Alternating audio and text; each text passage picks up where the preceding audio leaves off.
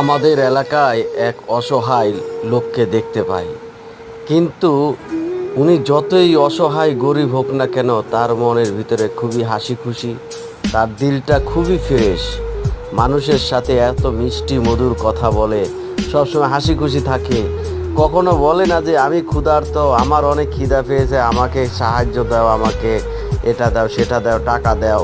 কখনো কারো কাছ থেকে কিছু চায় না, যে যা দেয় তাতে সন্তুষ্ট, সব সময় মুখে হাসি দেখতে পাই। সুবহানাল্লাহ। আসলে এরকম অসহায়, এরকম দিলদার মানুষ পাওয়া বড় টাফ। খুব হাসি খুশি, দেখুন কি মিষ্টি হাসি। গরিব মানুষ দেখতে খারাপ লাগে, কিন্তু কথা হলো এটাই বাস্তব যে এরকম সহজ সরল মানুষ কাহারও মাথায় ভারী দিতে রাজি নয়। তারা না খেয়ে মরে যাবে, কারো কাছে হাত পাতে না, কিছু দিলে খুব লজ্জা পায় যে না না না না, পরে দেখুন।